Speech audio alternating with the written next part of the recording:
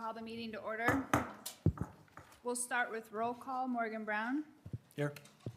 Dave Walbrenner. Here. Brian Jones. Here. Jeremy Weller. Here. Jan Weicher. Here. And Christina Shark is here. Becky Engel is absent tonight. Next up is adoption of agenda and declaration of a quorum. Motion to adopt? Second. We have a motion and a second. Is there any other discussion? All those in favor, raise your right hand. Motion passes. Next is a public hearing for a proposed property tax levy with John. And actually, I would just like to make an opening comment, or a statement, I should say, and good evening to everybody first. And I want to thank everyone for being here to speak on this topic. But before we begin the open forum, I've just got a prepared statement that I'd like to make first. As we continue to provide the best possible educational opportunities for our students, we remain committed to being fiscally responsible towards our taxpayers. Tonight, we are holding this public forum to discuss the district's proposed tax rate increase of 32 cents. After careful thought and discussion, I'm recommending to the board this evening that we do not move forward with a tax rate increase this year. While we'll always strive to ensure our districts remains fiscally strong, I believe this is the time to keep our tax rate steady, and it's the right decision at this time. So for several reasons, I've decided to make this decision. The first is many of our families in our community are facing financial challenges right now, and we want to be mindful of that. And it really struck home to me, I was at a presentation today where it was on the food pantry in our community, and they talked about some staggering statistics that just really got my attention. Some of them were that the number of food insecurity families have risen by 18% just in the last year. 1 in 9 families are right now really struggling with food and insecurities. And the fact that we have so many people right now that are dealing with all sorts of other increases in other different ways really drove home the point that we need to reflect on, should we raise the taxes? So secondly, our district, this another reason we didn't look, I'm not recommending tonight to raise the tax rate, is that we really are on sound financial position. We've got a healthy solvency ratio, and not raising the tax rate will only have a small impact on our long-term financial goals. Thirdly, our continued growth over the past few years has given us some financial flexibility. That growth is helping us support our schools without needing to raise taxes.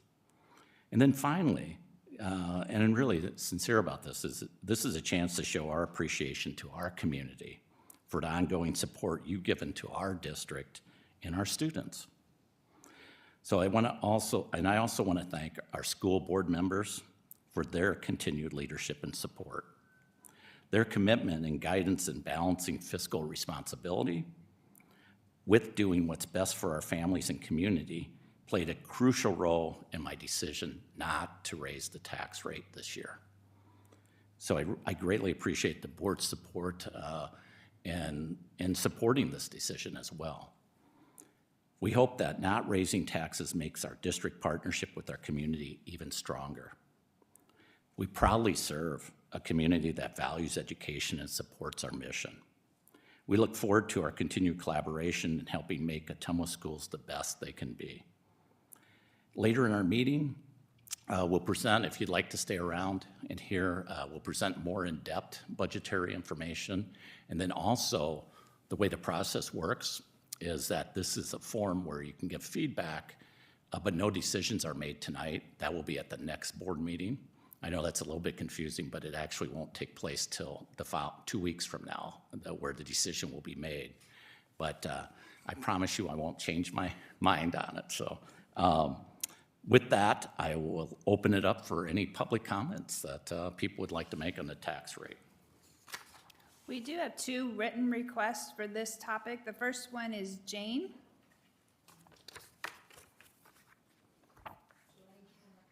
You can go.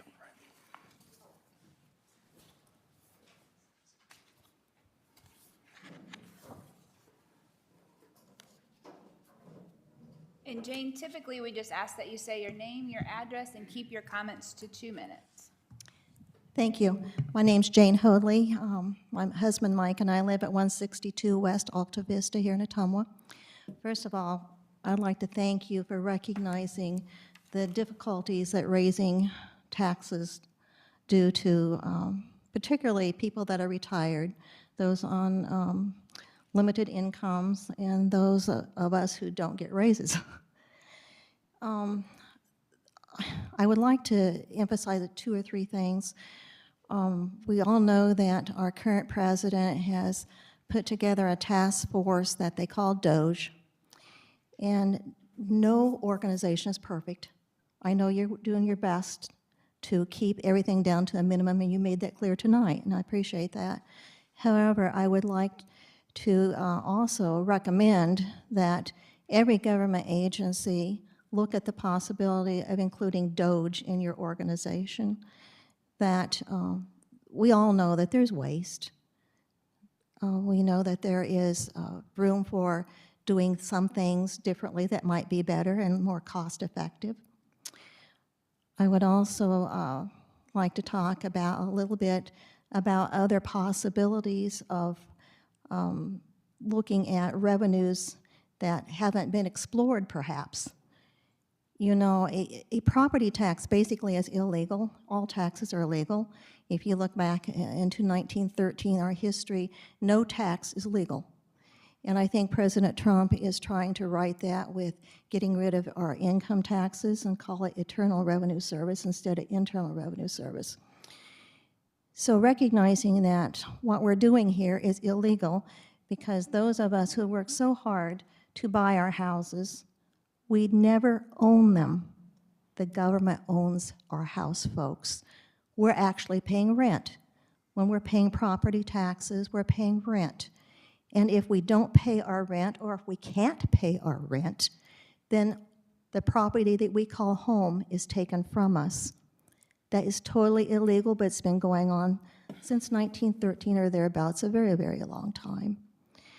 So I think that we need to recognize that we are operating, I'm talking about the entire country, we are operating illegally, and we need to right that. I recognize that the school board and every other entity that provides services to us needs money. So how do we get this money? I'm going to suggest one avenue of getting money. And I'm not saying that just every city should do this, because it'd probably put them in a bad situation, but if the entire state were to put together a usury tax. Thanks, Jane. We're at 2 minutes. Thank you so much. Thank you. I appreciate your comments. Okay, next is Helen. Okay, thanks, Helen. That's nice of you. For those of you who don't know what a usury tax is, it is a voluntary tax. What I mean by voluntary is if you want a new outfit, new shoes, that's your option. But you would pay a higher tax to get new, because we don't have to go get new. We can go to a thrift store and get used this or that or the other. So a usury tax could go up very high. And if the whole state did that, it should pay for the cost of everything that our property taxes are paying for today. And Helen, what did I miss besides this? I'm sure I missed something. Oh, I really hate to mention this, but the United States, the last I was aware of, is 40th in the entire world of our education. That is not good. Iowa used to rank #1, and I think Iowa ranks, is it number 11? Or that's property taxes, I'm sorry. We're not #1 anymore, folks. Years ago, my daughter majored in secondary math, and she got a job just like that in another state simply because she graduated and was from Iowa. We don't have that reputation anymore, folks. So we need to look at what we did many, many years ago that made us #1, because money isn't the answer. There's got to be another answer, and it's not money. Thank you. I really appreciate your listening. Thank you. That's the end of the written comment section. Does anyone have any oral comments they'd like to add? As Mike mentioned, this is not an action item tonight, so if there's no other comments, we'll be looking to adjourn this portion of our meeting. Motion to adjourn. Second. We have a motion and a second. All those in favor, raise your right hand. Okay. That portion of our meeting is adjourned. So now we will go on to the regularly scheduled meeting for tonight. And we'll call that meeting to order with another adoption of agenda and declaration of quorum. Oh, sorry, I need to do attendance again. Morgan Brown, Here. Dave Walbrenner, Here. Brian Jones, Here. Jeremy Weller, Here. Jan Weichert, here. Becky Engel is still absent, and Christina Shark is here. Okay, now adoption of agenda and declaration of a quorum. Motion to adopt. Second. We have a motion and a second. Any other questions or discussions? All those in favor, raise your right hand. Motion passes. Next is the citizen speak portion of the regular agenda. We now open the citizen speak portion of the agenda. We would invite anyone in the audience who has completed a green comment card or others who would like to address the board to step up to the podium, state your name, address for the board secretary to capture it for the minutes. We ask that you limit your comment time to 3 minutes to allow sufficient time for all those interested to address the board and ensure other agenda items receive attention in an efficient manner. Please know, while the board is always pleased to hear from citizens who would like to address them, we are not able to engage in a conversation. If you would like to further engage on any specific topics, you are always welcome to contact board members before or after the meeting. You may find board member contact information on the district website. With that being said, first up is Jay Jones.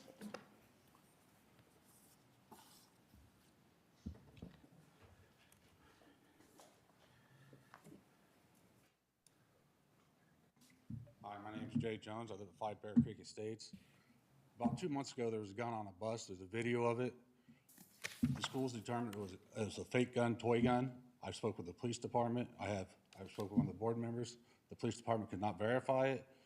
I spoke with Mr. Harper before. He sent the email stating it was a toy gun and told him what Officer Cody McCoy said. They could not verify it because they've not physically seen the gun. They suspended the 2 kids from school. But, I mean, at what point do we have to hold them responsible? Somebody, you don't see a gun, you can't treat it like it's not a real gun. I mean, there was no warrant. I seen the video myself. I served in the military. I hunt and stuff. I could not determine it was a gun or not. So, thanks. Thank you, Jay. Next up is Tom. Oh, I did forget one thing. Okay. It was in the school day too. Okay, thank you. Tom? Or Peg?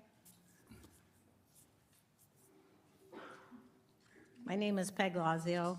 I live at 2301 North Court. I'd like to thank Mr. McGrory and you, the school board, for allowing the League of Women Voters of Ottumwa to use the career campus for a legislative forum last Saturday. There was over 70 people who attended and said this was a valuable tool to understand what happens in the legislature. We appreciate your accommodating the League in this public education measure. All the staff were most helpful and cheerful. Thank you very much. Thank you. Okay. Tom, did you have anything to add? Okay.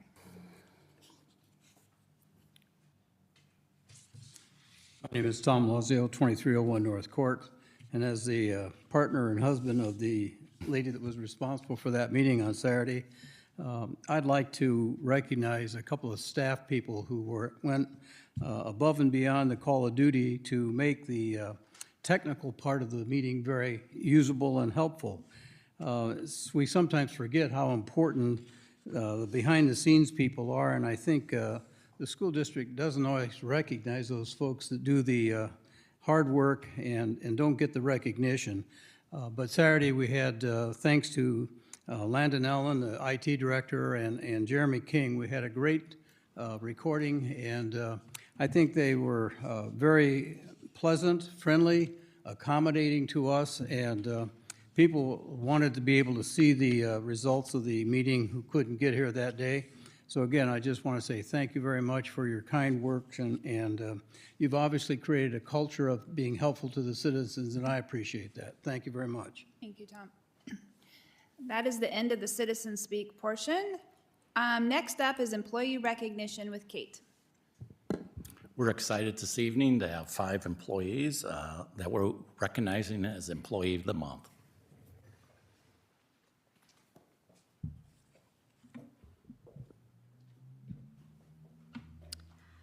As a reminder, our Employee of the Month recipients are selected from nominations submitted through an online form. Each month, a committee chooses up to 5 recipients to include those who meet the criteria of continuously demonstrating going above and beyond for our students, staff, and parents.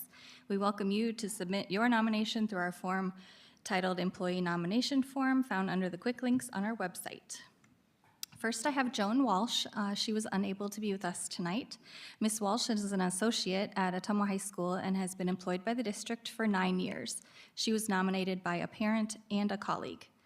Joan is an amazing asset to OHS. She works so hard in the special education room, and the students and staff alike appreciate her and her work ethic. She is kind-hearted and treats each student like they are her own. She is helpful, attentive, and always has the student's best interest in mind. Working in special education setting is no easy job, and her work at OHS is highly valued.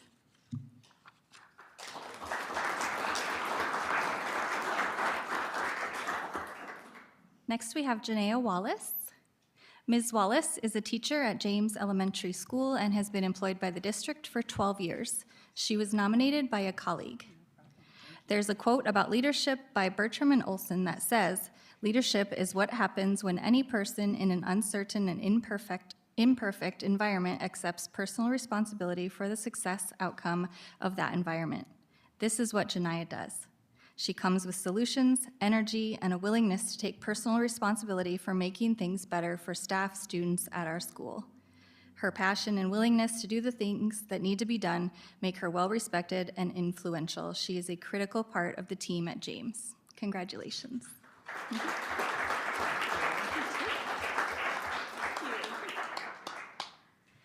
Next, we have Skylar Wallace. Ms. Wallace is an associate in our SALT program.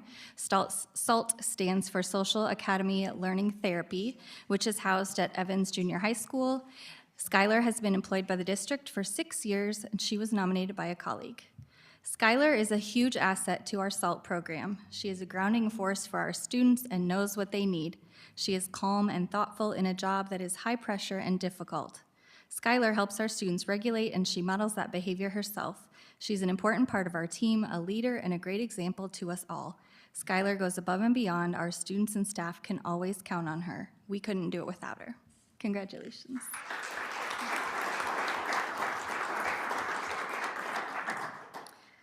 Next, we have Tyler Clubb. Mr. Clubb is a teacher at Liberty Intermediate School and has been employed by the district for 2 years. A colleague nominated him. Tyler Clubb has made a positive impact in his first year teaching 7th grade math. He jumped right in, collaborating with his team to create scales and assessments aligned to essential standards. By the second quarter, he connected the scales to exit tickets and assessments, showing his commitment to student growth. He organized a parent night to help families understand how the scales are used in grading their students. Whether in the classroom or on the football field, Tyler is a positive role model who consistently goes above and beyond. Congratulations.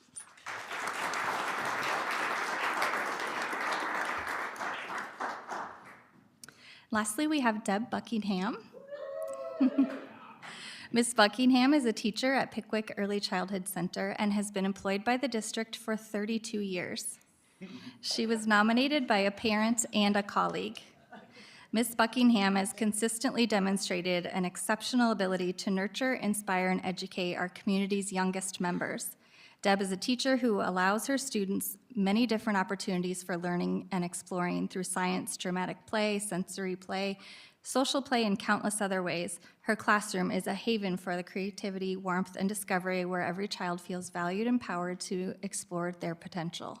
Deb collaborates with families and coworkers, making them feel seen, heard, and appreciated. Her legacy of excellence and compassion will continue to inspire long after her final day in the classroom. Congratulations.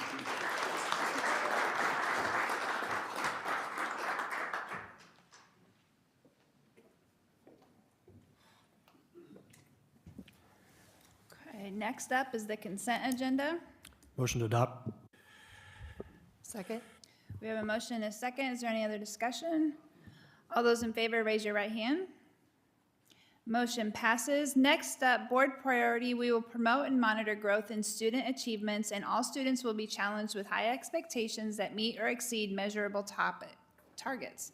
We have 2 informational sessions in this one. The first one is an Eisenhower Elementary update.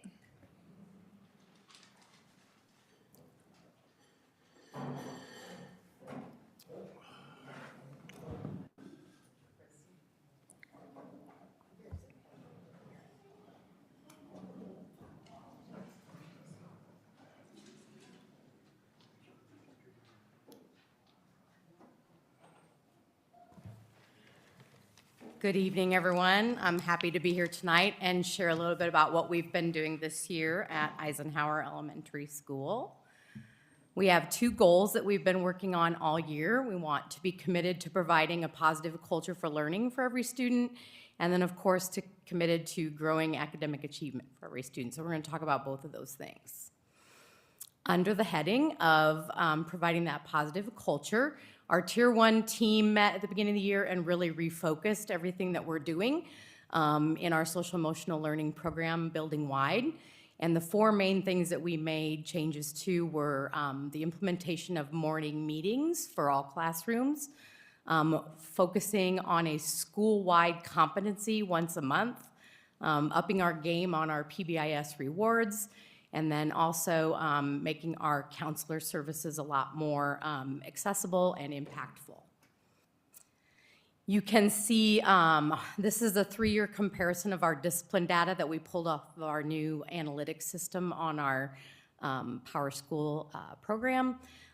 So the green data is this year's data. We see a lot less frequency of issues. Now, today was a banner day. We had 4 today, so that's far and away higher than the office discipline referral numbers we've had other days. So it was a rough Monday, but those days fluctuate from time to time, but in general, our numbers are down by about 70 at this point from where we were last year on office discipline referrals.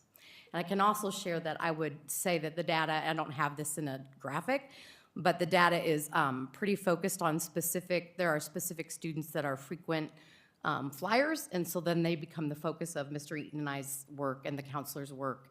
And we can definitely show that students that are appearing on this chart more than one time are also the students that we're spending all of our time with during the school day to try to curve that. So one of the things that we implemented this year was the responsive classroom work of the morning meeting. So these materials were purchased for every classroom teacher, and most classrooms start their day right away, or at some point during the day they pause and do a morning meeting. All of those meetings have the same structure to them, and through the morning meeting book, then we brought focus once a month to one social emotional learning competency, and I'm gonna let Mr. Eaton talk a little bit about what we've done with that work. Good evening. I'm David Eaton. I'm the behavioral strategist at Eisenhower, and are using that morning meeting book that we've implemented this year. We have focused on a monthly social emotional learning competency, and the Center of Responsive Schools bases all of its programs on the belief that in order for students to achieve success both in and outside of school, they need to learn 5 specific social emotional competencies. And the acronym CARES is how we can remember those. And one of them is cooperation, assertiveness, responsibility, empathy, and self-control. And so we take and we apply learning for each one of those competencies, and we take an entire month to work with those. We also included showing kindness as well as an additional one. At Eisenhower, so we focus on these for a month. Week 1, we have an introduction to the topic that a teacher will share a presentation that's already been created for them to include the definition, a story, group discussion questions, and then an opportunity for kids to fill out an exit ticket on what they learned about that competency. Week number 2 is an opportunity for us to review what was previously learned the previous week there, and also a group activity is tied in with that competency, and we've got our kid's picture there, fifth graders working with a string tied to a rubber band, and they had to unstack cups and stack cups, and that was with the competency of cooperation. Week number 3, we meet together in what we call our Bulldog Huddle time. And this is an opportunity for our kids to mix grade levels, and we come together with a different teacher that then gives them an opportunity to discuss as a group about that competency and kind of learn from each other. Week 4 is a week of reflection of what we have learned and how we can apply it in our daily life. And we do a fifth caller, be a fifth caller, and Don will call out on the intercom a question about something maybe that they've learned about that competency, and then the classroom that calls in to the office and gets the answer correct, there will be a prize provided for that class. So that's kind of an exciting thing. We also have our teachers select 2 to 3 students who truly showcase that competency on a daily basis, and we honor them with a certificate. They get a picture taken, and we have an entire wall that has recognizing those students, and I enjoy watching kids walk by and looking for their picture up there on that wall.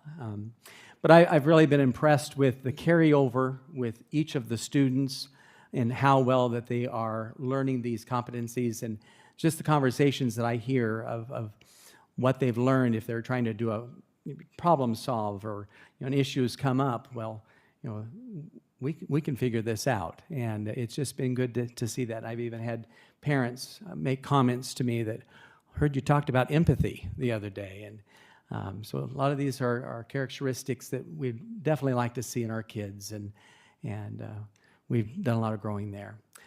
Our next slide, our PBIS school-wide reward. PBIS is our positive behavior interventions and supports.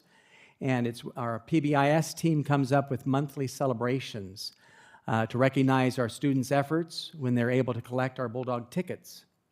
And we've had various things from Sock War, Polar Express Day, we've had a DJ lunch, Let's Go to the Movies, and currently our students are voting for what staff member is going to get a pie in the face. And so down the bottom right-hand corner, you'll see our buckets, and they are getting full. So I just hope that there's a good pie with my name on it.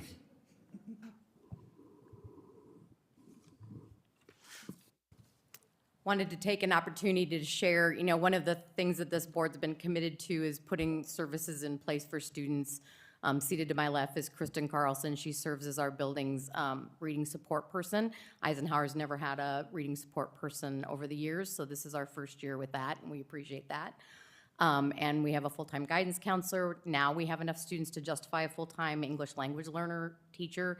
So I'm just going to share some of the data about the kinds of services that those people are providing. Our guidance counselor, Shelley Craver, also manages our student council. We rotate that and let lots of kids have leadership opportunities in student council. We have 80+ students that have been engaged with student council at some point this year. Mrs. Craver has provided 408 classroom lessons. We have 65 students that have received some individual SEL support, 2 students that have cycled through and completed the collaborative problem-solving group. She currently has 7 active collaborative problem-solving plans going on with students, 4 kids that are in some intensive counseling programs, and then 52 additional students receiving services. So lots of impact there for our kids. Here's some of our academic. Now we switch topics from our social emotional learning to our academic learning. This is just our screener data, our fall and winter screener data for both literacy on the left there and math on the right there. You can see that, first of all, those are both moving targets. So as the year goes on, the screener, the cutoff score increases as the year goes on. So sometimes when you see a drop in data, it's actually a stagnation of a student and lack of growth there. But most of our data looks pretty good as far as the growth that we've seen from the fall screening to the winter screening. I put my money and time into what it looks like at the end of the year because I think sometimes we see our best results there. I will say we just completed our ISASP testing, and we were able to get it all done in a 5-day window. So lowered the stress level of everybody involved on Friday at 3 o'clock when I announced we are officially done. Every test has been administered. So that's always a good feeling to have that off the page as well for the year. So Ms. Carlson provides reading support in our building, like I said. These are the students that she is serving right now. She sees 15 kindergartners, 15 first graders, 7 second graders, 9 third graders, 9 fourth graders, and 5 fifth graders. She's additionally served 12 other students at some point in the year. 5 of those kids made significant progress and we exited them from her services. 3 of them required more intensive services and that she was able to then provide data and support either special education intervention or more English language learning intervention. And then we had 4 kiddos that moved out of our area that left her services as well. So our English language learner program continues to grow at Eisenhower. The big jump happened a couple years ago, but you can see we're still on the rise. We actually had more students last year that were first time entering schools in the United States than we do this year. We only had 7 last year and only 4 this year. So we have 10 different languages in our building that we're serving. The top 3 are listed there.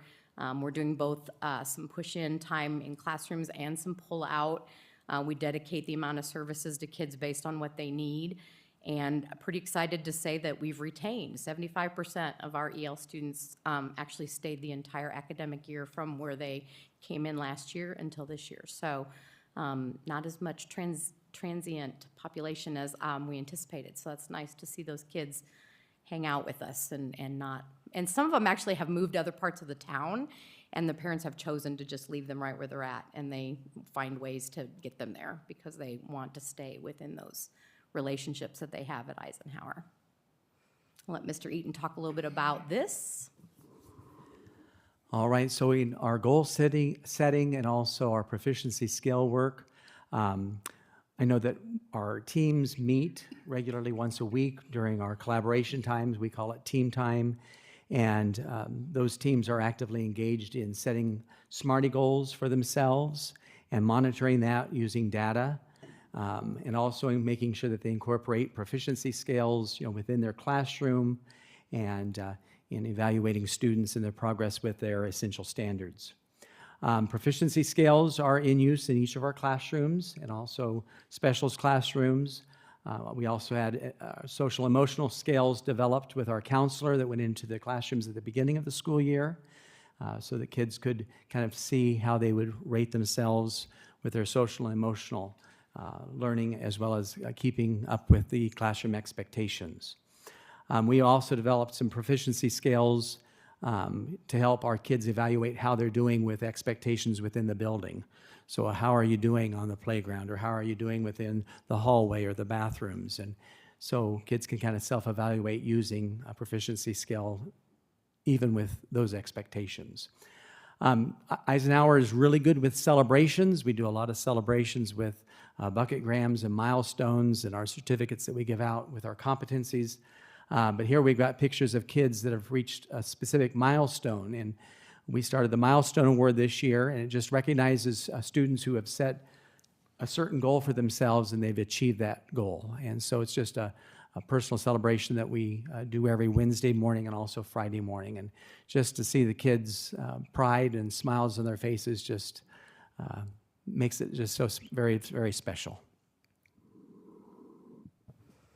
So a lot of what you heard Mr. Eaton talk about tonight just requires consistency, and I just have to say a public thank you to him because I think that's the one thing that he has brought to our leadership team at Eisenhower is he's very scheduled and very organized, and so it helps that I never get off the hook. It's Wednesday, we got to do awards. It's Friday, we got to do awards. And so he's always behind the scenes making sure that that paperwork's all ready to go so that we're ready to take care of that each morning, and that helps everything stay consistent. And so even when there's a little fire going on in the office that I have to deal with and I can't quite get to the gym in the morning to do something, I can count on him to just take care of it, and we just move forward, and everything happens like it's supposed to.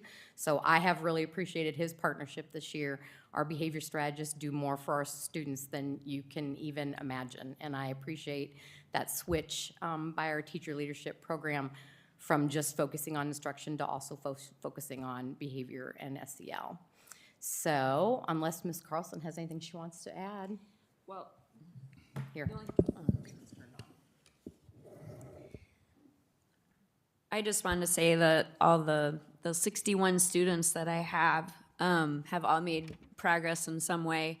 But I kind of wanted to highlight my 3 of my 5th graders, who 2 of them have 504 plans, but they have made some significant progress in reading fluency. So I have one that went from 71 words per minute at the beginning of the year to 124, 82 to 141, and 96 to 145.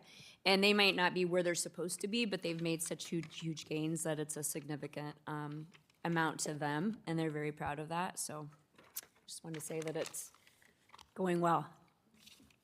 Any questions that you have for us? All right. Thank you very much for your time tonight. Thank you for the information. Okay, next up, under this informational section, is an update on the newcomers program. As Mike Steensman and his team come up to get ready for the presentation, I just wanted to emphasize that this is another program that's really geared towards how can we best meet the needs of our students, but also how can we create positive learning environments in our classrooms.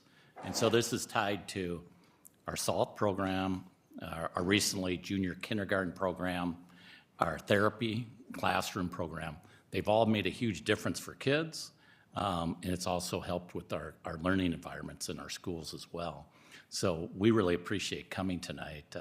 We're excited about this program, and I will turn it over to Mike.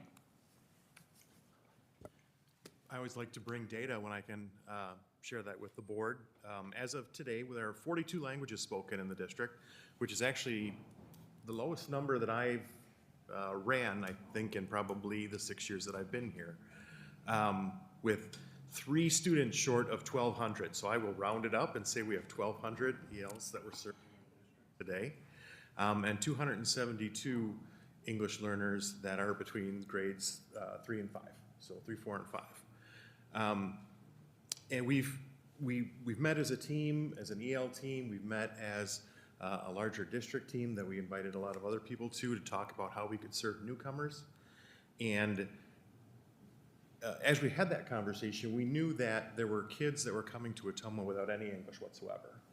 And when they come without any English whatsoever, I can't imagine what that feels like as a student. I can't imagine how scary it must be not being able to know how to ask to use the bathroom or to tell people that I have an upset stomach or anything like that. So we really wanted to do as much as we could to rally supports around our younger students who maybe don't have all the same advocacy skills as some of our older students, to create a good program that would help with safety language, school-based language, and building some buddies up to help build their capacity when they went back to their home school. So that's really the whole design behind the newcomer program, was to rally more supports for our kids that came in without any English whatsoever.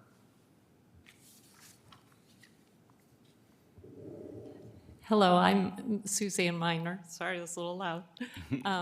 I'm blessed to get to be with Ottumwa Schools for my 9th year, and I was just thinking back there that in 2016 when I came, I was the 4th one, and now we have 11. So it's very needed and helpful. The 11 of us have gotten together to focus our resources on what we could do to help these newcomers who are learning English while still keeping them immersed in the classroom and able to go to lunch and specials with other students, but yet almost double what we're able to give them. Instead of polling them as a small group for 30 minutes and then polling them with their classroom group, now we'll be able to work 90 minutes with them and then still push in by having 3 teachers at Farney. That's what I'd share. Next. I want to clarify, there are 11 elementary EL teachers. We have 17 EL teachers altogether across the district. And we knew that in order to pull off a newcomer programming, manpower is going to be an issue. So we've committed to adding another EL teacher. So we've increased the Farney team by 1 additional EL teacher in order to allow for that additional time for our newcomers. So that's been a big part. And Suzanne's been there since the very beginning, very excited about working with newcomers. But it's not just Suzanne, it's really going to be the whole Farney team that's rallying around to help our newcomers as we get them more acclimated to being in the United States. And I was just going to share many times when we have with EL, one of our terms is effective filter, which describes how successful they can be in acquiring a second language. And I just encourage my students, I give them my pep talk that you are not dumber than the rest of the kids in the room. You are learning in a second language. I said, take and give them a test that you're taking in your home language, and they would not do that well, so I pep them up. But the neat thing by us having this program is that when they're not isolated in the classroom with no peers, that anxiety raises and it's harder for them to learn. But by putting them in where they can have some that are learning, have the same first language, it will be easier for them to feel comfortable so that then when they go in their home classroom, they'll be more prepared and ready to learn. And so that's exciting that we're able to have this program starting this fall.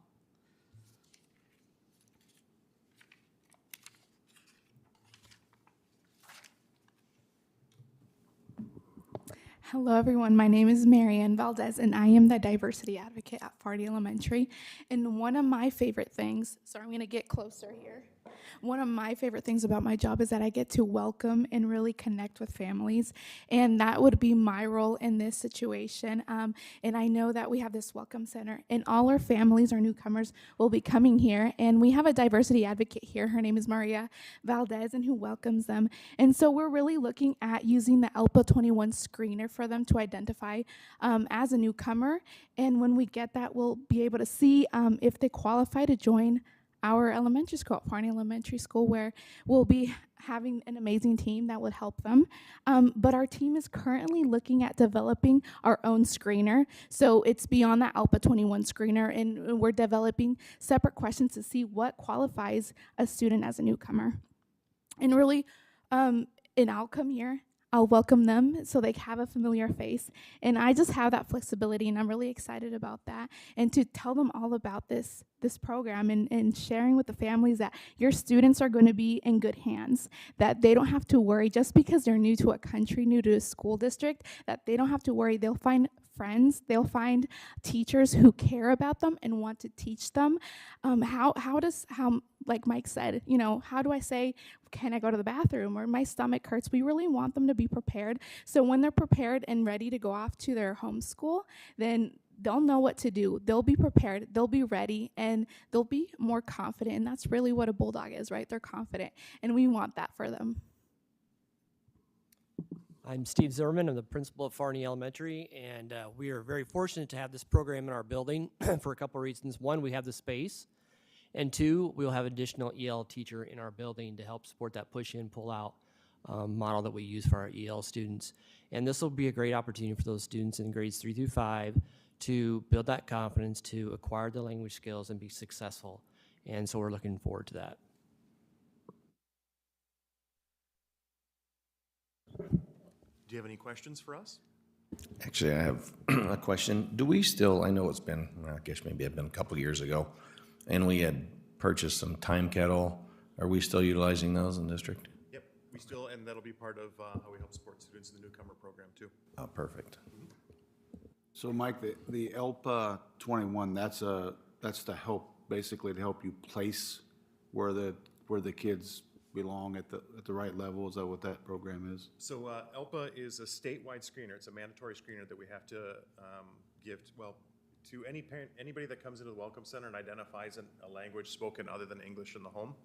That prompts some things to happen through the EL department. One of them is screening.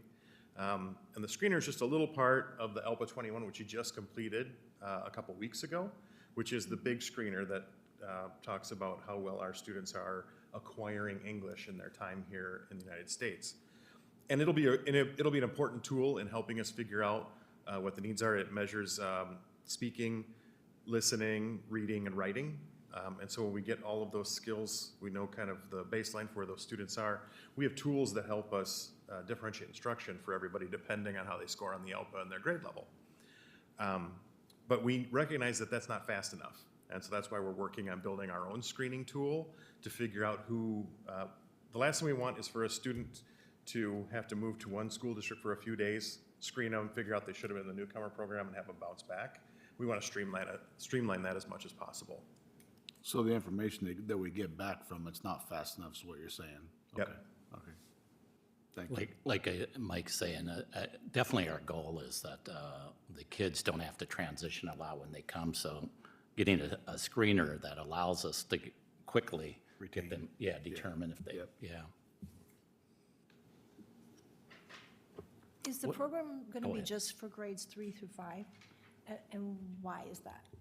We had a long talk as a team, like what were the most appropriate grades? We already have some newcomer programming in older grades that's already in place. But as a team, we just talked through what would be the right grades to do it. And our decision is that when kids come in younger grades, they're about the least discrepant they're ever going to be at that age from their peer group. And we felt that because the discrepancy wasn't as strong in some of the younger grades, we were better served to have them really immersed with their peers. And that's why we turned our focus to that 3 through 5 grade level. Are we doing any kind of follow-up where to see if that's going to hold true? Like Oh, where yeah. we could maybe then develop a younger level too as Yeah, well? there's lots of things that we're doing. Well, in program evaluation of the newcomer program is one of the things that we're developing right now. But that's absolutely something we can revisit again. I guess, too, I could share, we was looking at it being 1 to 2 semesters, being like if they came in August, look at January, seeing how they are, if they're ready to transition back to their home school, if they were a Northside student, or if like they came in October, November, they would probably stay till May, and then like if they came in the spring, they would still be in it in the fall, and then probably transition out in January. Yeah, I was going to ask that, and I think the goal is always to get them back at the resident school, and you know, I think, and I know you'll do this, I think it is a good question as far as I think we want to gather data to see the 3 through 5, because I could certainly see, you know, an argument to look at, we should be looking at the lower grade levels too. One thing I wanted to mention too is the committee met and has put a lot of work in this, and we had a couple board members. I want to thank Jan and also Becky for being on the board or on this committee as well. And I really appreciate your willingness to embrace this program too, Steve.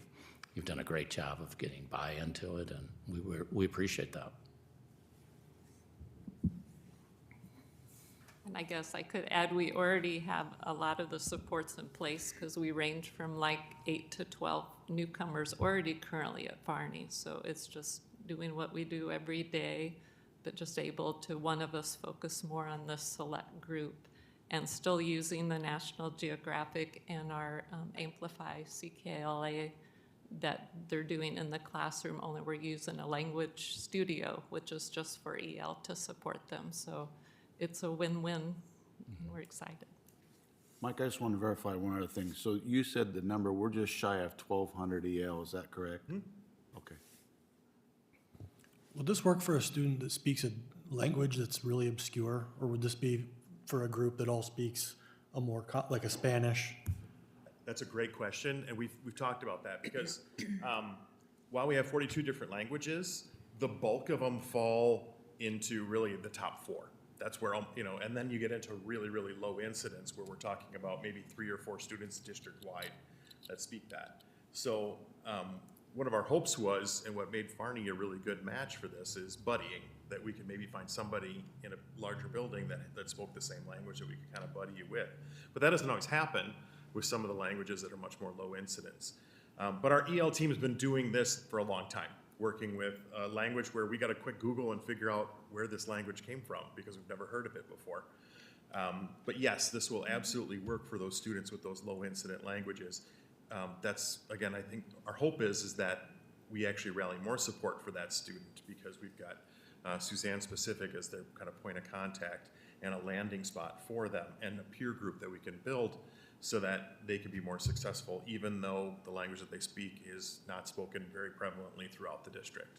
Versus if they'd have been kind of distributed all throughout the district, it gets a lot harder to support students when the low incidence languages show up. Okay. So the Spanish and Marshallese, those people that speak multi-languages have been a little bit easier to come by probably than the Haitian Creole. Is that correct? And I mean, are we seeing a few more of the people that can help us with that as far as the Haitian Creole? You mean as we try to find staff, multilingual Yeah, staff? yep. And we're always trying to recruit multilingual staff. So if there's anybody watching right now that knows somebody who would love to recruit for what we have is for EL associates. And one of the requirements for an EL associate is to be bilingual, but that doesn't, and that's helpful. It's incredibly helpful in the building, but that doesn't mean you only work with students that speak that language. Our associates are well trained to help any English learner. But we're always looking for translators too. That's probably the big one is we find that for parent-teacher conferences and IEPs, people that speak the native language provides a better experience for the families than using something like a call-in system like Language Line.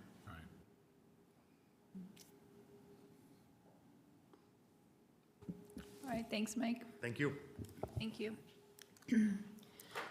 Up next, board priority to be the best. We will create a positive learning and working culture for our stakeholders and embrace community partnerships through communication and transparency. We have one action item here, the 25-26 employee handbook with Brad. Yeah, I believe in your packet you have a summary of what the handbook committee looked at and is recommending to the board for approval for the 25-26 employee handbook.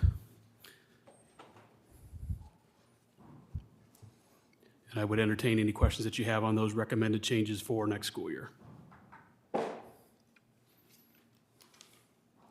Changes are in yellow, is that correct? Correct. Well, they're in yellow in the handbook, and then I believe a summary of employee handbook updates were provided as well that expanded on those.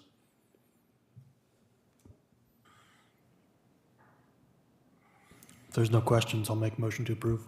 Second. We have a motion and a second. Any other discussion or questions for Brad?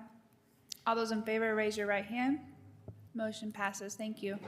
Next, board priority through the board's financial stewardship. We will provide operations, technical, and curricular resources to staff, teachers, and administrators so that all students have consistent and sustained achievement. We have one informational topic here, James renovations.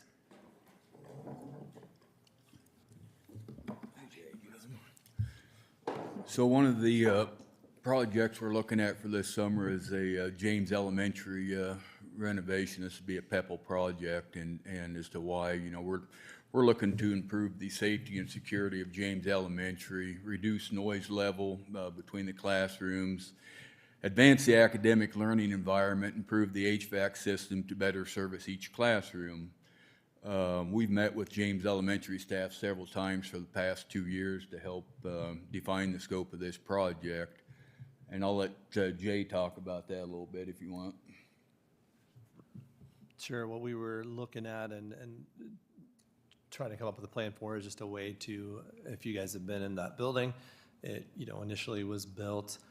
By the way, this is a chance for me to plug our 50th anniversary, and we're having an open house on Sunday the 27th at James, which is 50 years to the day when they had the open house for the original building. So you're all invited to come and attend that, and anybody watching, hopefully we can get them out as well. But when that building was initially built, the whole thing was just one big open space. There were a handful of movable partitions, and you know, at the time it was built, that was the newest and latest and greatest concept. Over time, that has, you know, developed into different ways of trying to separate classrooms and build spaces up into the current space. But never has there been in that building, you know, literal, physical, permanent walls or doors. And, you know, in 2025, as you see listed here, number one priority, the number one issue with that is security and safety for classrooms. And then, as you can imagine, the second point up there is important with the noise levels. You know, increasingly as time has gone on, you know, students deal more with distractions, and so just the noise level, just people coming and going, those things can be a distraction. And so those two things were things that were concerns for staff, and those were the things that we brought to Mike and Don. Okay, on this slide is a little bit of what we're looking at doing. Like I said, the HVAC upgraded so that each individual classroom will have its own thermostat and controls. Right now, we're for every 2 classrooms, we have what they call an averaging thermostat in there. So it takes the average of both rooms, and you know, it's the best we got for now. We're looking at what we're looking at doing is running in ductwork into each room, putting in a motorized damper, and then each classroom would have its own thermostat, and inside that damper would be a auxiliary heater, so that teacher can do a little better climate control of their room. And then the walls, you know, we're going to try to take, or we are going to take down the temporary panels we got in there and put in sheetrock and sound barriers in that. We want to take the cabinets out that are up against the wall and run those new walls right up to the outer wall of the school, and then come back in and put individual cabinets in each room. And at the same time, we'll run some new outlets and data cables for all the classrooms. And then each classroom will have its own solid door with intruder locks. A lot of this stuff we did at Dalma here a few years ago, if you guys were on the board then or been in there. But and this picture kind of shows what we've got designed with the doors and the walls and how it's going to look. The dark black line would be the new walls, and those are going to be built right up. We've got a bulkhead that runs up through those that those temporary panels are on, and we'll just come down off that bulkhead with our frames and sheetrock. So basically, where they sit now is where the walls will be. You know, like I said, all the doors. We're looking at possibly putting doors on the pods themselves. We'll just see where that comes in at. So, do you guys have any questions for me? Are we going to be self-performing any of this? Pardon me? Are we going to be self-performing any of this work? No. Nope, it'll all be bid out. Okay. I just want to say that my daughter just spent some time up there with Mr. Green, and the teachers are ecstatic about what's going to go on, so they're pretty excited about it, so they can't wait. Is this all looking to be done during the summer? Yes, it is. Yeah, we're looking to start the end of May. Okay. And I think our timeline is very reasonable on this. It's, you know, the panels will come out and the walls will go up fairly easily. Okay. We've identified this project and then also the Eisenhower project as really our 2 big projects this summer, and we appreciate Jay and his staff we've been kind of talking about this for the last 2 years, and it'll be an exciting project because you know, we've done a lot to improve the security of James, and this will be huge for the security aspect too, but just the learning environment, how much that will improve the learning environment too. We feel a very doable project to get done in the summer. I think the one thing we're committed to too is really looking at the trick when you start enclosing rooms like that is airflow. And getting the right type of airflow where they're not too hot, not too cold. And I think we've got a good plan to do that as well, so. You're getting high maintenance. You want walls and doors now? Nothing but the best, right? No, we really do appreciate, we've had, that building has had a lot of work done in the last 5 years, and it looks better than it ever has. We really appreciate that. This is kind of the last piece, I think, to really getting it caught up with, the other buildings. And so, there's that equity piece of what that learning environment looks like. As Mr. McGrory's talking about, it does create a different type of learning environment there. And sometimes there are benefits that are part of that for sure. If you talk to some of our older staff, there are many things that they have appreciated over time with that. But I think the challenges outweigh some of those benefits for sure. And it makes it sometimes a challenging environment for people. So, as Brian said, if you talk to staff there, I think they're very, very, very excited about this project for sure. Okay, thank you. Up next, we have 3 action items under this same heading. The first one is the 26 budget presentation with John.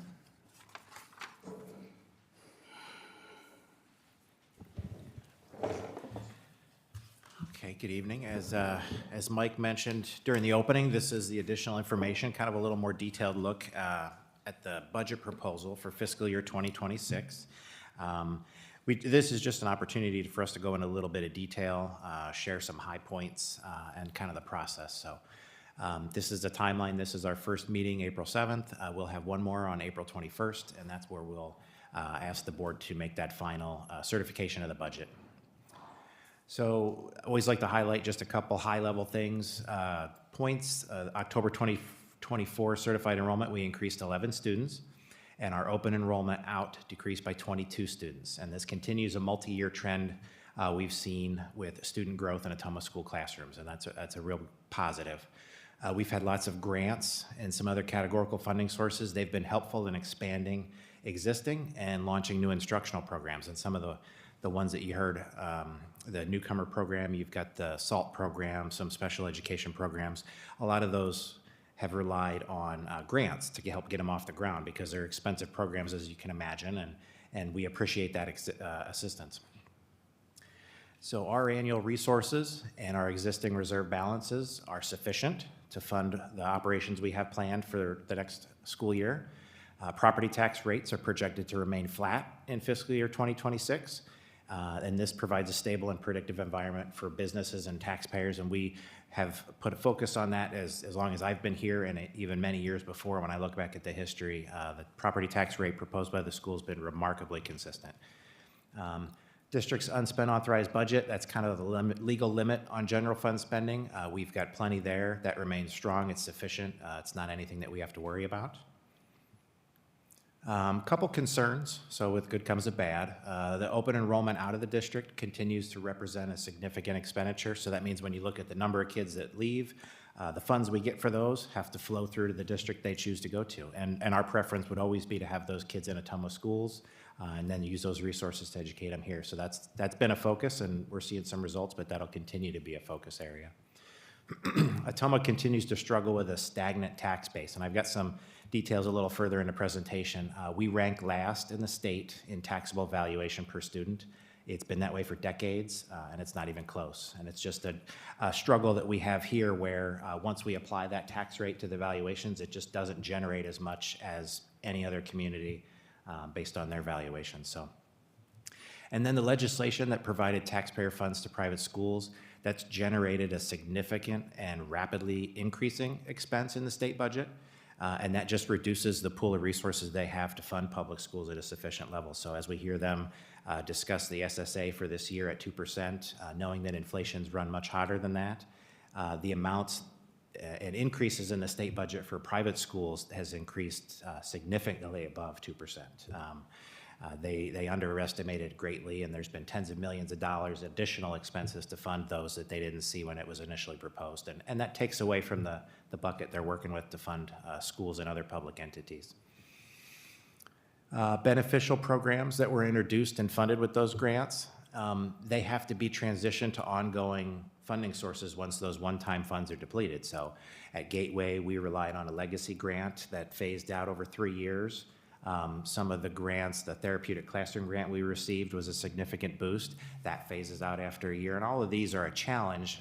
If the program is beneficial and we want it to remain, we have to then transition it to recurring revenue sources. The one positive here is that ESSER, that's all done. That was a big pile of funds that was going to go away, and we're coming out of that on the backside, and we're feeling pretty good about it. We've seen a lot of districts that have really run into a funding cliff and are looking at big cuts this year, and we're not there.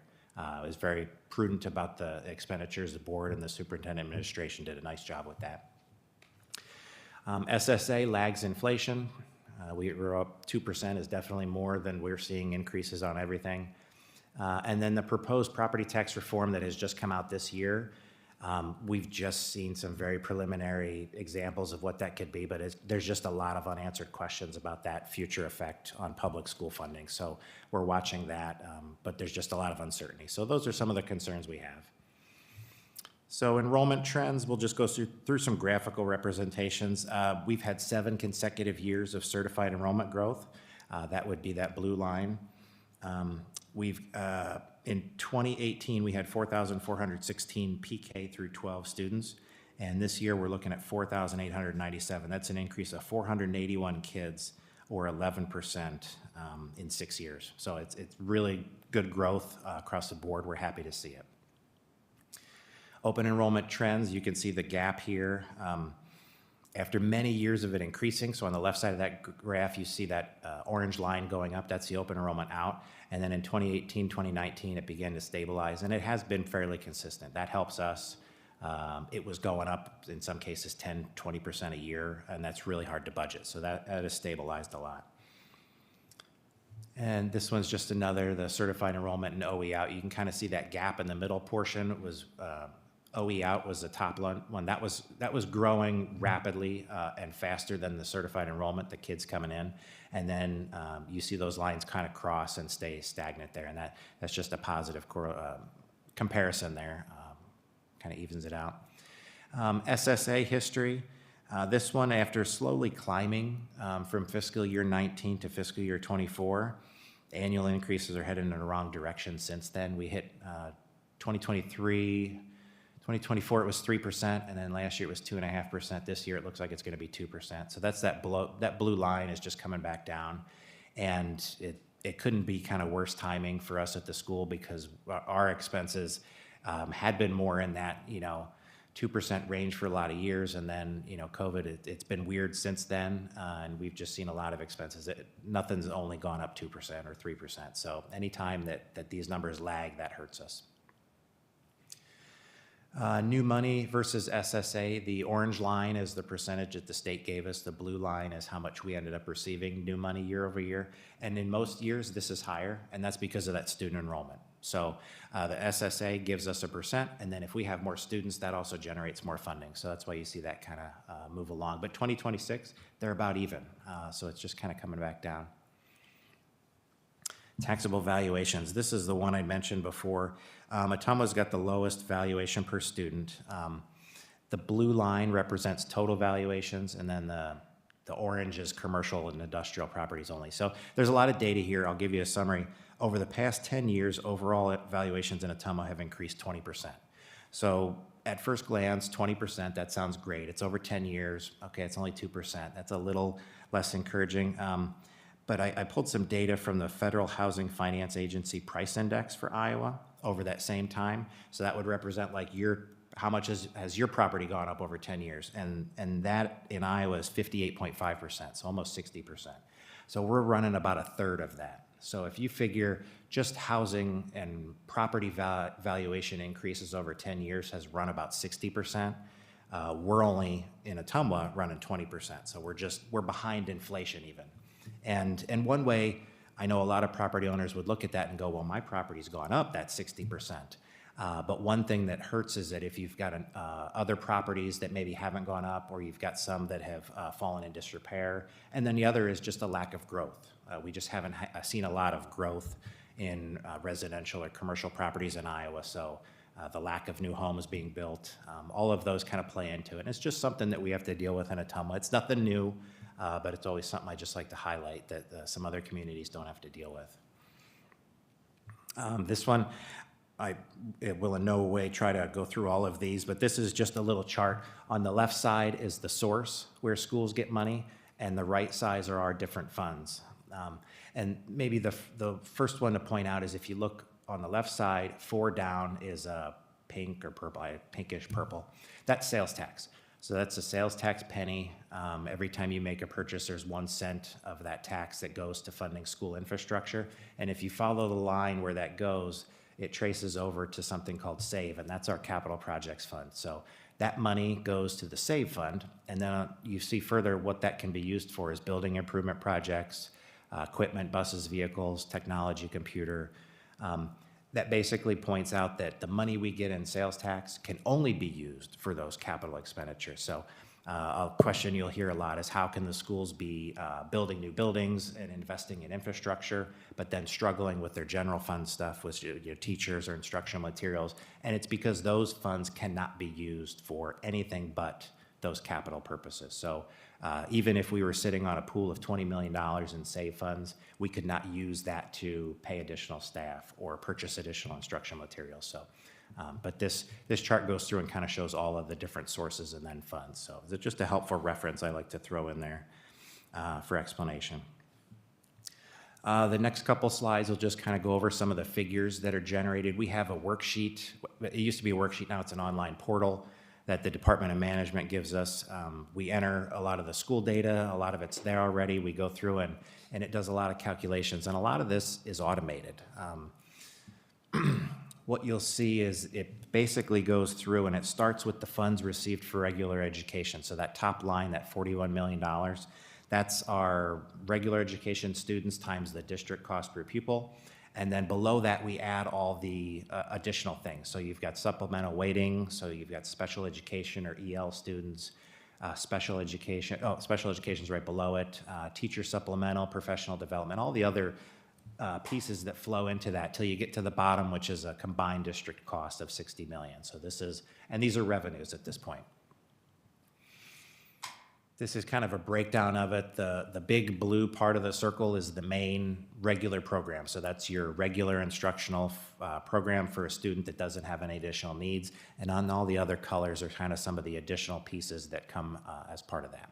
And that aid and levy worksheet calculates it for us. Spending authority is something you'll hear. That's our legal or statutory budget limit that we can spend. It's through a calculation. And as I mentioned, the district has a good amount of spending authority. Spending authority generates 100%. So in a year, if you spend 98%, that authority transfers to the next year, and it keeps rolling over. So unspent balance is basically it's unspent authority, unused authority that if you were to not spend at full for a couple years, then you spend above and beyond because you have a new program or a new building, things like that. You can kind of bank that authority and use it later. So our spending authority takes that number from the first one, that 60 million, that combined district cost. It adds in a couple other pieces, which is the instructional support levy, preschool, modified supplemental amount. We come and the board approves things for like open enrollment kids not on account in a prior year, some special circumstances, miscellaneous income, which is your grants and one-time funding, and then the prior year. So we have spending authority this year of a little over $100 million. We're not going to spend that much. That's just our authority, and I always like to point out authority is not cash, so nobody has to get excited at that number. Next piece is miscellaneous income, just a basic kind of rundown of what that is. That's things that we charge students for, which in the scope of the budget is very, very little, but you've got tuition funds, transportation, charges for driver's ed. We've got interest earnings, some local grants. The federal program comes in, they call that miscellaneous money. Transfers from other funds and fixed asset sales, about $6 million. Uh-oh.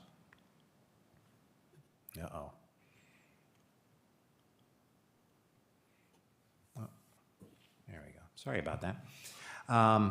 This breaks it out, revenues kind of by source. So For the most part, it's coming from property taxes and foundation aid.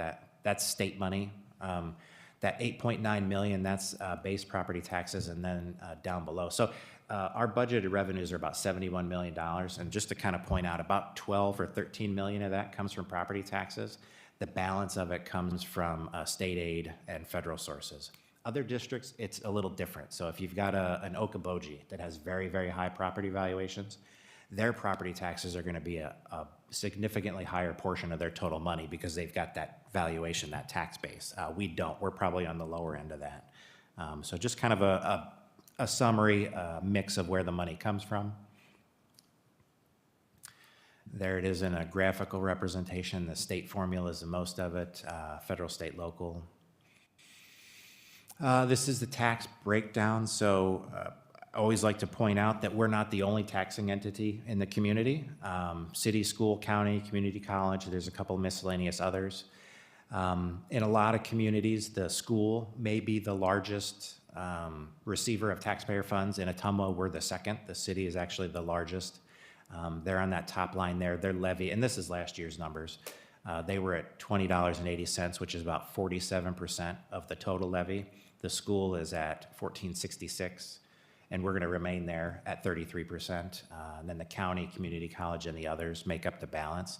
I always like to go back and look at some comparisons. If you go back to fiscal year 2021, so 4 years before this and 5 years before our current, the combined tax rate in Ottumwa was $49.68. As you can see here, this one is $44.42. So in 5 years, the tax levy in Ottumwa has actually gone down $5.26. And this is crazy to a lot of people because they'll see what property taxes they're paying and say there's no way.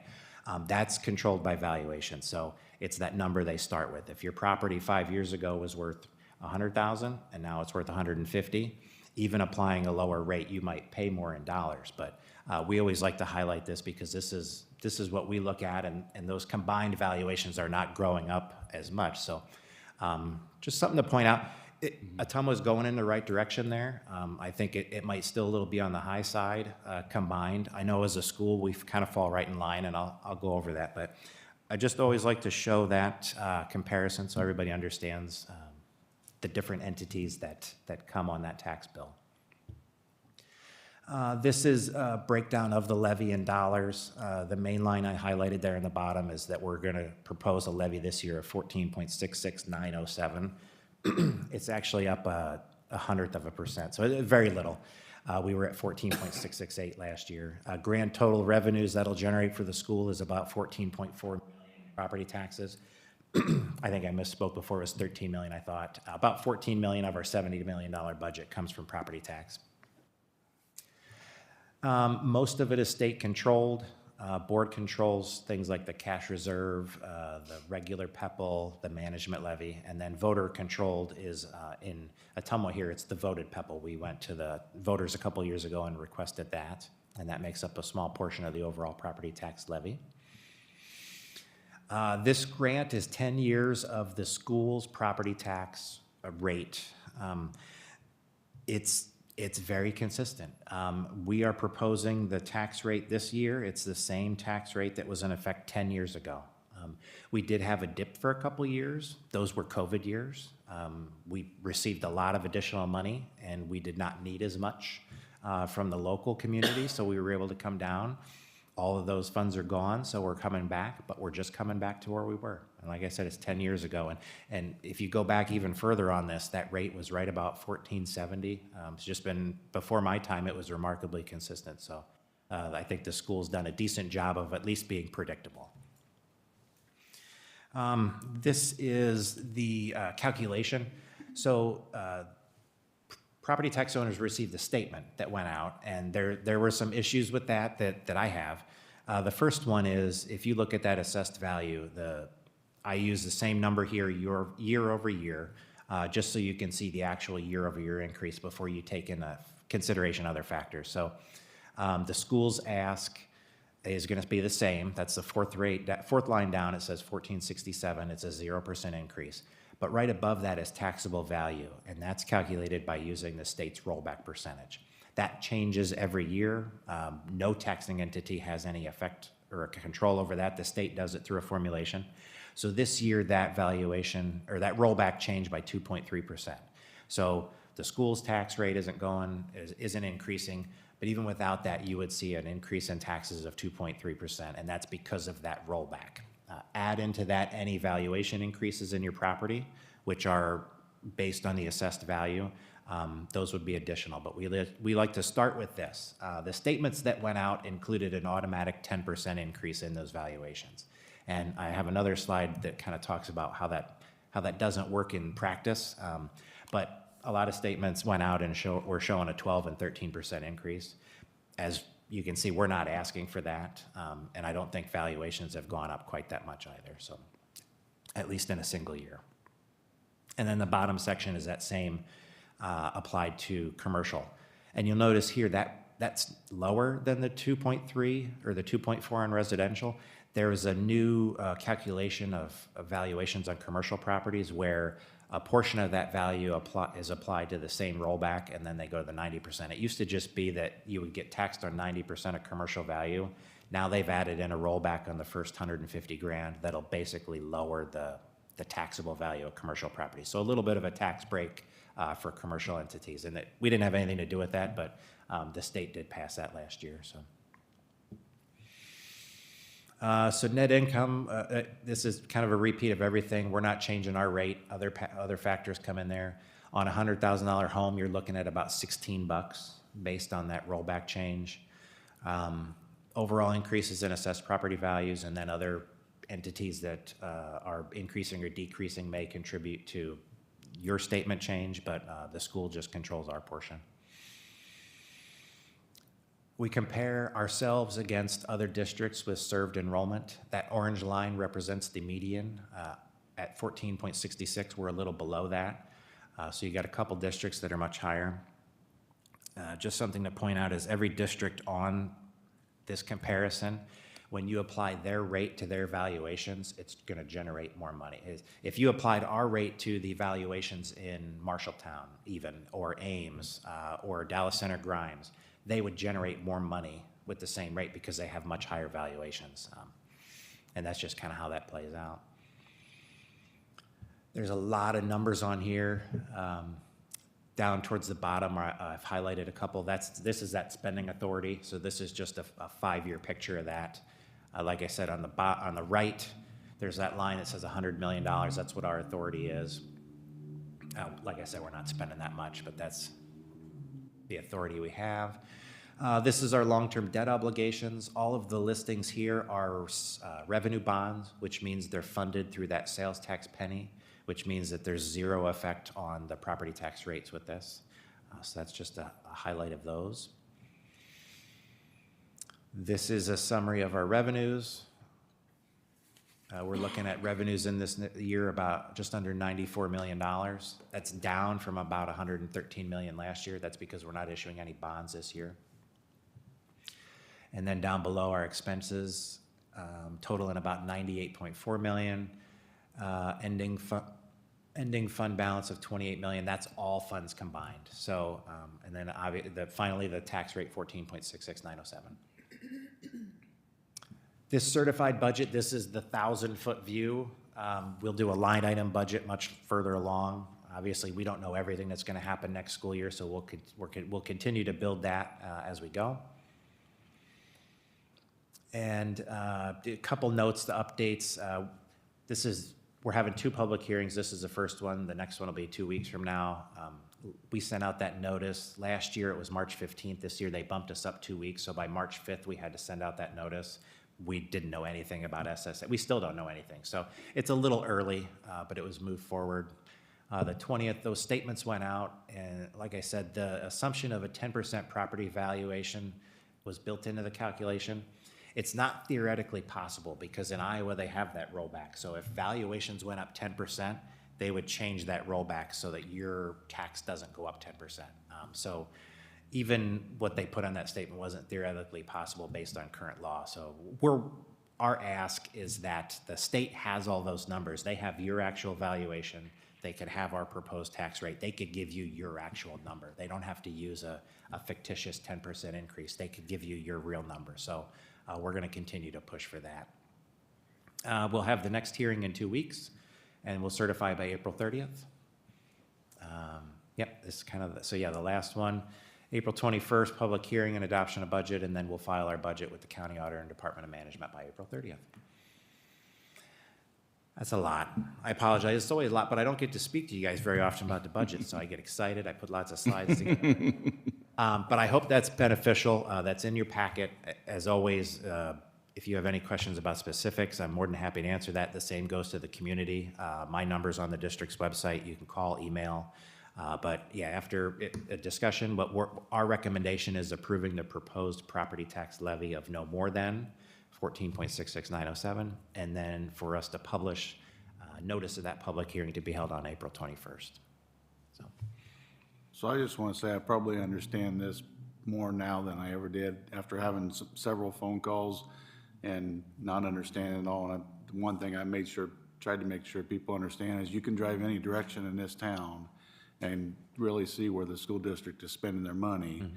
And then the second question would be, then people go to ask about test scores and stuff like that. And the other thing is, when you look at the things that we've done and spent money on and made things nicer, those is what helps kids when they come into a place that really looks nice and it's homely to them. That really helps that learning environment a lot. So, and I think what Mike said earlier, this is a good stewardship of the district of what we're doing. The other thing I wanted to just mention, John, is on the ESSER money. Been reading a bunch of stuff on a lot of the school district some school districts was not super smart on how they did with that ESSER money. Even though we received a lot of money, you guys were very smart on how you spend. A lot of schools ended up with, lagging bills, and to where we spent it one time and was done with it. And so I think that was very good on this administration's part, not to create bills that were going to be forever, because a lot of school districts are struggling with that now, keeping up with those bills that they created from ESSER. Yeah. No, I agree with that, Brian, and this is my 13th year with schools, and I can sit by far the last 3 or 4 years or 5 years here. You really see what's going on, and I think there's just a lot of positives. I'm happy to be a part of it, and yeah. I kind of thought, when I talked to John about it, I posed the question, I'd like to look at keeping the tax rate stagnant. I thought I might have to send John home after the conversation, but John is, what I appreciate so much about you, John, is you see the big picture, and you're in it for all the right reasons, and I just appreciate everything you do for me. Thank you.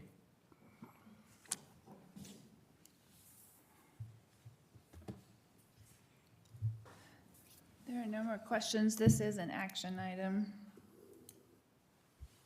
So I'd make a motion to approve the presentation we just received and then the April 21st date.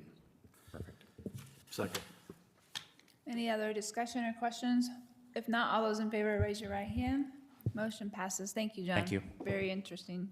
Next up is the competition gym Bulldog logo purchase with Landon. Okay, John's a tough one to follow, but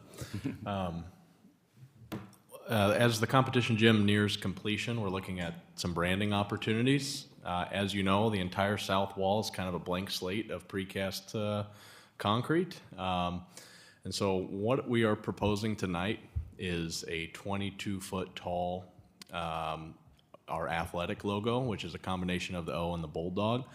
It will be backlit at night, so it'll break up kind of some of the blandness of the current south wall. There's just the dimensions. We're going to center it with the gym. I think it will be a really nice look for folks. As you know, you can about see that from anywhere, the roundabout at John Deere, passing the mall. So I think it'll be a nice way to highlight the new athletic facility. Just to kind of put that into perspective, this is the Penn State's logo that they put on their complex on the backside of the scoreboard, and that's 25 foot tall. And ours will have a very similar look with kind of the backlit look there. We sent this out to 5 vendors, including 3 local vendors, and ultimately, many of those folks said that was a little bit too big of a project for them. But we did receive 1 bid back from Iowa Sign Company, which is what's in front of you tonight. This came in about 1/3 of the cost of what we were originally looking at for branding on the south side of that gym that was discussed with you guys at a different session. The only kind of note to add is this will require, we'll go and meet with the city to file a variance in order to get that approved. It is above the size for the zoning for the competition gym, but so far the city's been really great to work with. So, any questions? Motion to approve. Second. We have a motion and a second. Any other discussion? All those in favor, raise your right hand. Motion passes. The last action item in this section here is a Wilson Tunnel abatement with Don. So we would like to finish abating the Wilson Tunnel this summer, and I need to have EOC, which used to be Impact 7G. They take care of all of our abatement and TEM clearances for us to put the bid documents together so we can get that done early this summer. Motion to approve. Second. We have a motion and a second. Any other discussion? All those in favor, raise your right hand. Motion passes. Next up is superintendent report. Thanks, Christina. I have several things for the board. I guess the first one I have is kind of a question for the board is, we talked at our last work session that we would like to have those more periodically. And so I'd like to propose to the board to look at maybe it'd be the second board meeting in May, having that at the high school and having that as a work session. What we could do besides having it a work session, we could also have a tour. We could give you a tour. That'd be, I think, a great time to see all the things that have been renovated at the high school. So I'd welcome any feedback on that, if anybody has any. Yeah? Anybody? Okay. We will just, I will plan on that then. The other next item I have is that we did reach late last week a tentative agreement with the paras. It was for 2.24. The reason I say tentative is they haven't approved, their union hasn't approved it yet, but they don't see any issues with that. So as soon as that's approved, we'll bring it to the board for your approval. Next, I want to thank the mayor for coming to Pickwick today to present a proclamation honoring this as the Week of the Young Child. When the mayor was there, he commented on what a beautiful facility we had and how the wonderful staff does such important and amazing work. And so it was very nice of him to take the time to do that. Next, I want to recognize our amazing kids. I had the opportunity to go to the all-city concert Friday night and then also the play Puffs on Saturday night. And, you're just constantly reminded about, how talented our kids are. I've always respected a great deal kids that performing in front of people.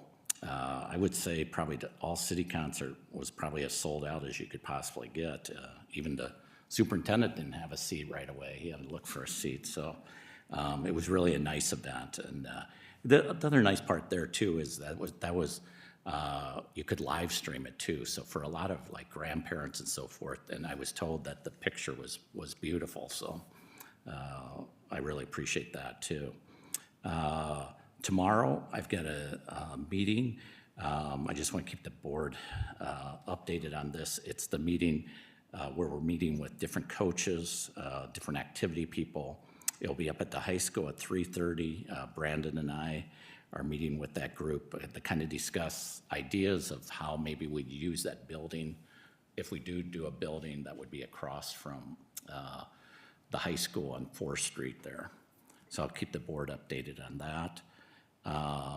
Also, you have in front of you an invite we're really excited that this OHS was just recognized by ACT for our School of Excellence Award. That's going to be April 15th at 1 p.m. in the OHS auditorium. So that's everything I have. Christina? Next is board member topics.